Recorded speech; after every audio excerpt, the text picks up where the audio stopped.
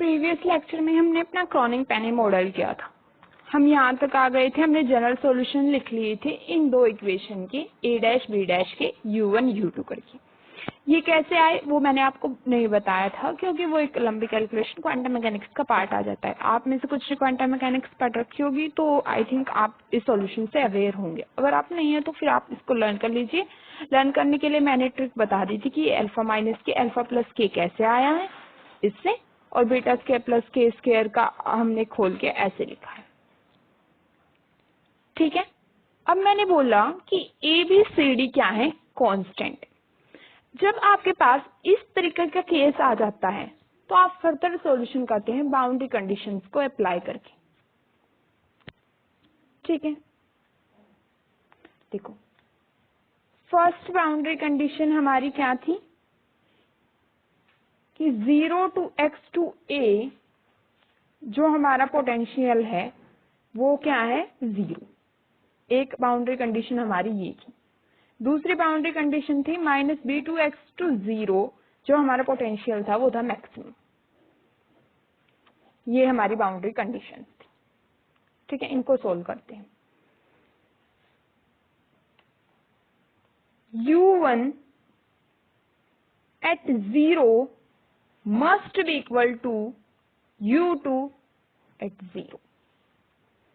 मतलब जो हमारी u1 आएगी at x इक्वल टू 0 वो किसके इक्वल होना चाहिए, u2 के at x इक्वल टू 0। ठीक है, फंक्शन अब कंटिन्यूअस भी होगा।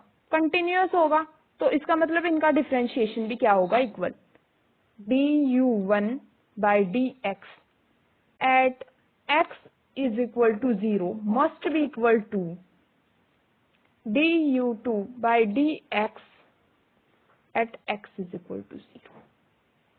ठीक है, ये फर्स्ट बाउंड्री कंडीशन अप्लाई की है मैंने। ओके, नाउ हम अपनी अप्लाई करते हैं second boundary condition. u1 at a must be equal to u2 at minus b। ठीक है, जो ये फंक्शन है वो इसके इक्वल होना चाहिए जब x a होगा और x माइनस b होगा। तो अब फंक्शन कंटिन्यूअस है, इसका मतलब इनका डिफरेंशिएशन भी क्या होगा, इक्वल होगा।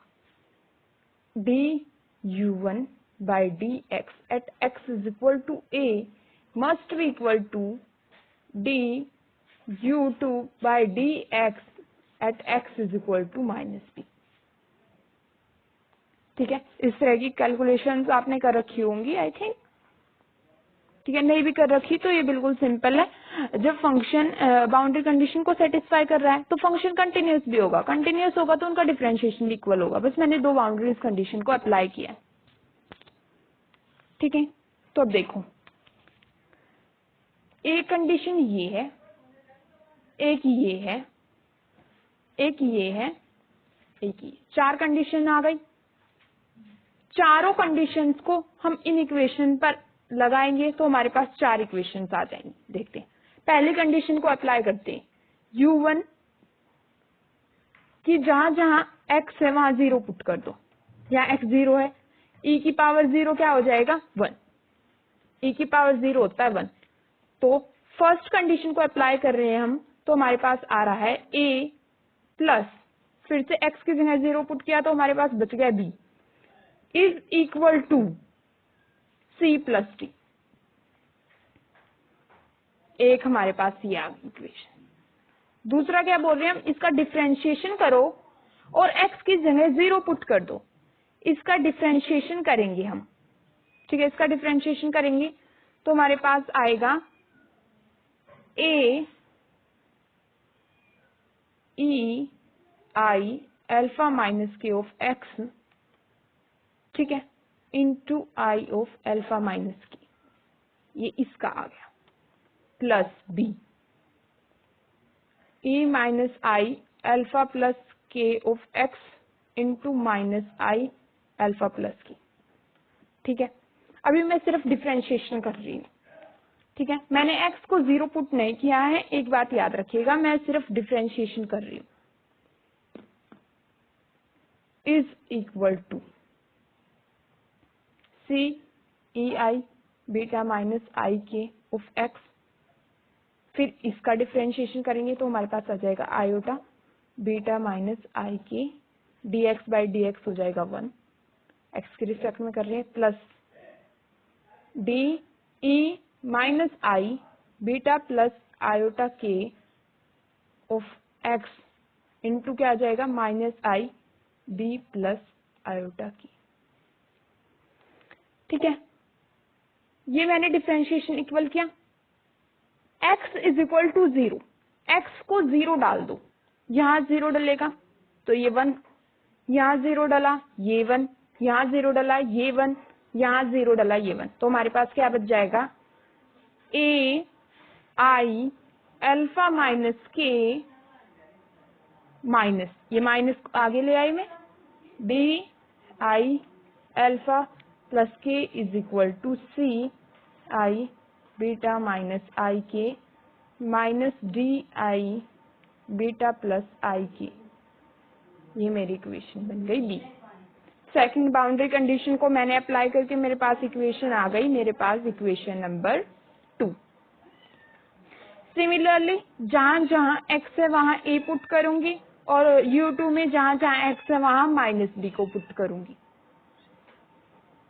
तो हमारे पास क्या आ जाएगा, सिर्फ जहां x है वहां a डालना है और जहां हमारे पास u2 में x है वहां माइनस b डालना है।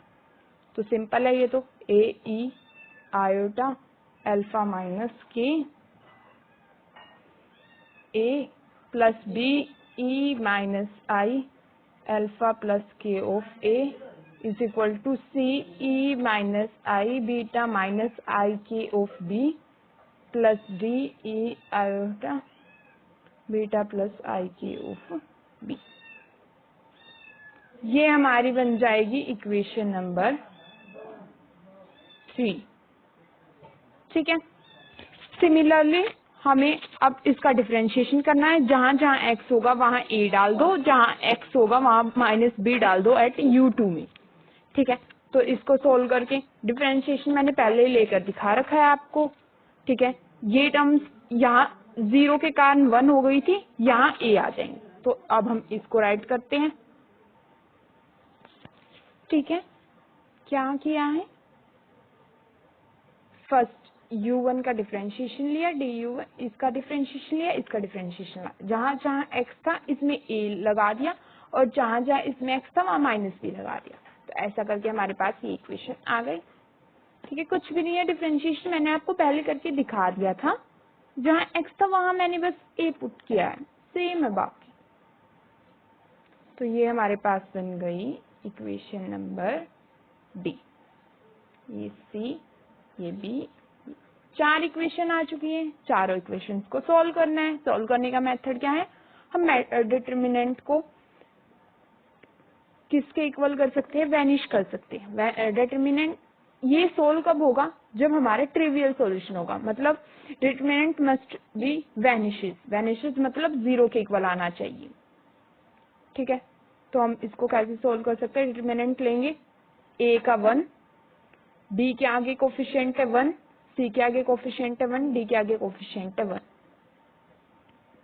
ठीक है, a का कोफिशिएंट क्या है, आयोटा अल्फा माइनस के, b का कोफिशिएंट क्या है, माइनस आयोटा अल्फा प्लस के, c का कोफिशिएंट क्या है, आयोटा बीटा माइनस आई के, d का कोफिशिएंट क्या है, minus I b plus I K. Similarly a का coefficient e I alpha minus K of a, e alpha plus K of a। ठीक है, e minus I beta minus I K of b, e I beta plus I K of b। ठीक है, ऐसे ही fourth में a का coefficient ये, b का कोफिशिएंट ये विद माइनस साइन, c का कोफिशिएंट ये, d का कोफिशिएंट ये आएगा विद माइनस साइन। यहाँ आप उसको लिख देंगे, फिर इसका डिटरमिनेंट लेंगे, 0 के इक्वल डालेंगे, तो आपको इसका सॉल्यूशन मिल जाएगा।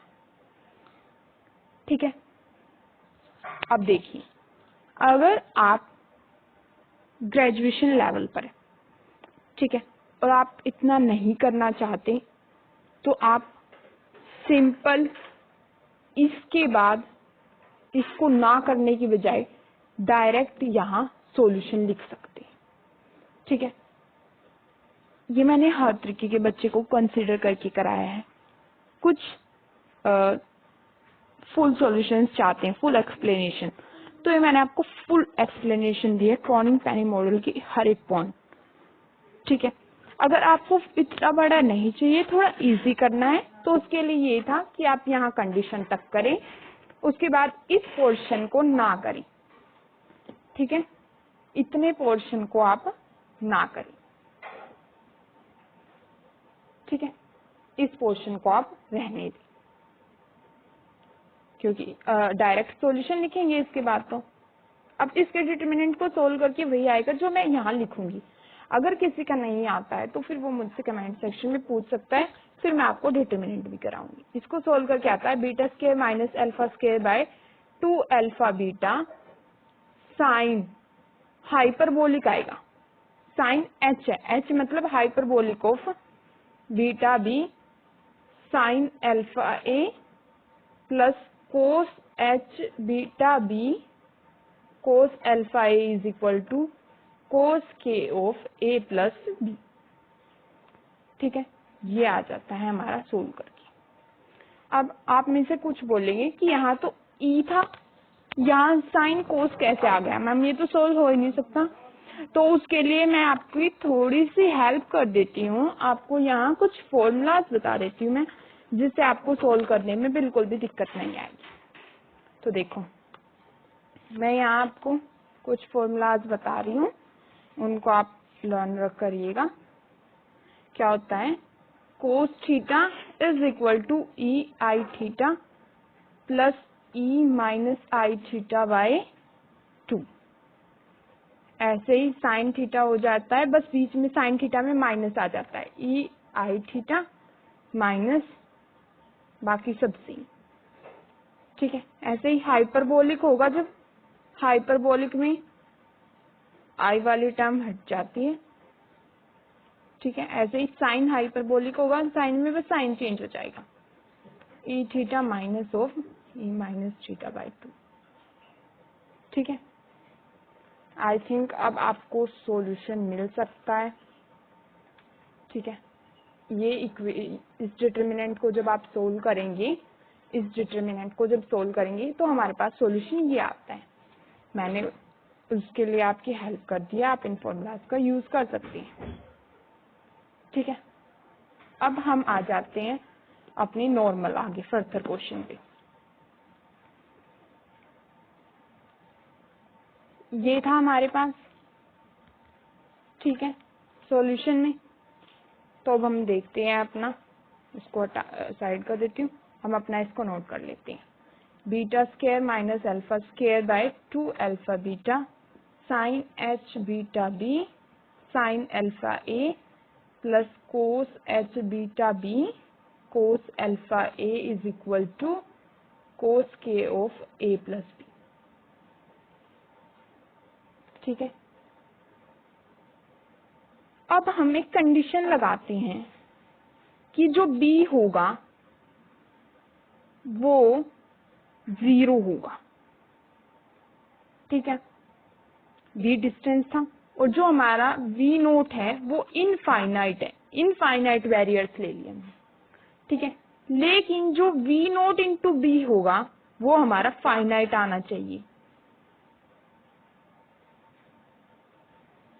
ठीक है, ये याद रखना, हमने ये कंडीशन अप्लाई की। तो पहले हमारे पास यहाँ है beta square minus alpha square. Beta square minus alpha square की वैल्यू निकाल लेते हैं। सबसे पहले हम बीटा स्क्वायर हमारे पास था 2m v note minus E by H cross square. ठीक है, और अल्फा स्क्वायर था 2m E by H cross square. तो beta square minus alpha square क्या आ जाएगा हमारे पास, 2m by H cross square common, v note minus E, minus करना है इसको, तो माइनस ई क्या हो जाएगा, -2v। ठीक है, ये beta square minus alpha square की वैल्यू आ गई हमारी। बाय 2 अल्फा बीटा चाहिए, बाय कर दो, डिवाइड कर दो इसको 2 अल्फा बीटा से, 2 से 2 कैंसिल हुआ, तो ये हमारे पास मिल गया m v note minus 2e by h cross square into alpha beta. ठीक है, हमने स्टार्टिंग में बोला था कि जो हमारा v नोट होगा वो e से बड़ा होगा, तभी हमारे इलेक्ट्रॉन्स बाहर नहीं जा पाएंगे। तो जब हमारा v नोट बहुत ज्यादा बड़ा है, ठीक है, यहाँ हमारा v नोट फाइनाइट हो गया, अब इनफाइनाइट हो गया, बहुत ज्यादा बड़ा हो गया, तो जो हमारी एनर्जी क्या होगी, अब वो बहुत कम होगी, तो हम इस पोर्शन को निगलेक्ट कर सकते हैं। तो हमारा आ जाएगा m v note minus v naught by h cross square into alpha beta. ठीक है,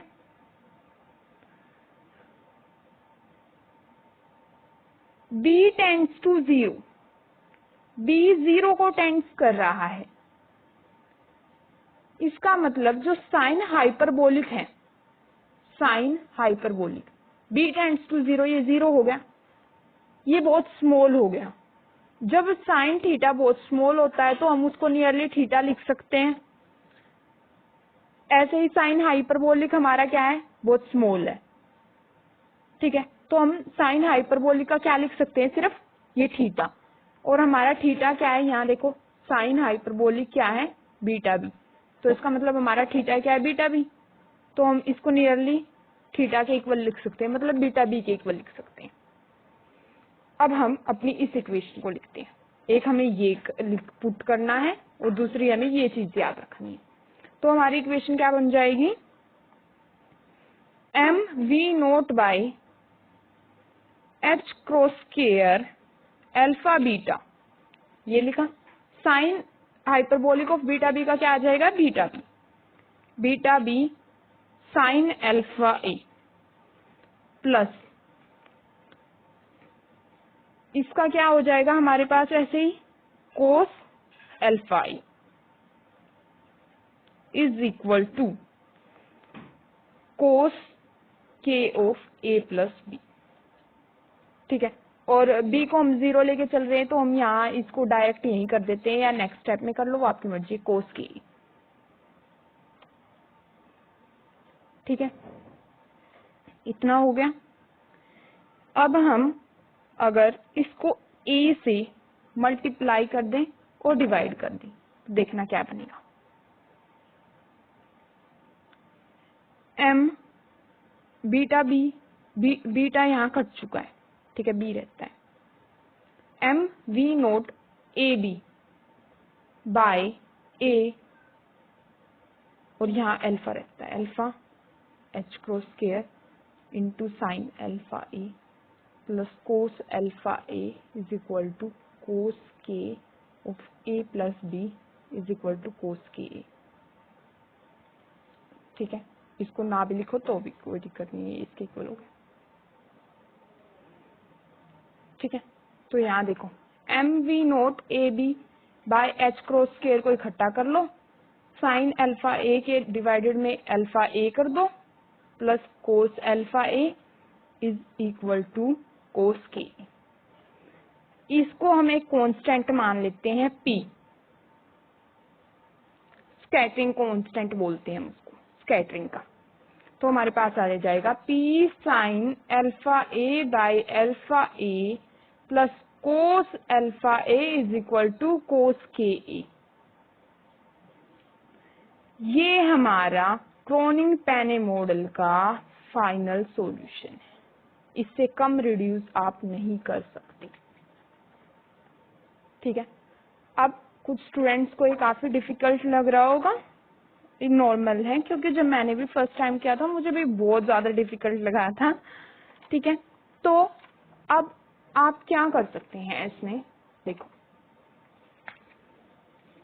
एक बार देख लेते हैं हम क्या किया था हमने स्टार्टिंग से।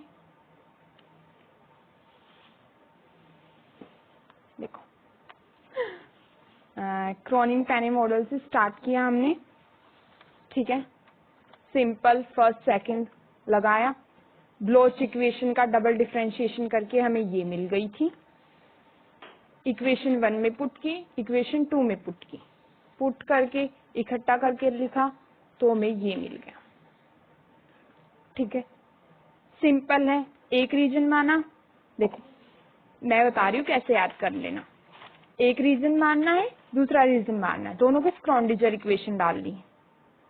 ठीक है, ब्लोच इक्वेशन को डबल डिफरेंशिएट करो, इक्वेशंस में वैल्यू पुट करके रख लो। ठीक है, ए और बी दो इक्वेशन आ गई, दोनों का जनरल सॉल्यूशन निकालो, इसको याद कर लीजिए आप। ठीक है, उसके बाद सिर्फ बाउंड्री कंडीशंस अप्लाई की हैं और उन कंडीशंस को अप्लाई करके हमने क्या किया है, सोल्व किया है। अगर आप ग्रेजुएशन लेवल पर हैं तो आप क्या करें, यहां तक करें। ठीक है, और उसके बाद आप एक लाइन लिखिए, बाय यूजिंग बाउंड्री कंडीशंस, कि बाउंड्री कंडीशंस का यूज किया है हमने। ठीक है, और डायरेक्ट आप इसको लिख दें, इसको डायरेक्ट इस इक्वेशन को लिख दीजिए, तो भी आपका कोई भी टीचर गलत नहीं करेगा। ठीक है, अगर आपको यहाँ तक कोई भी डाउट है तो आप मुझसे डाउट सेक्शन में पूछ सकते हैं।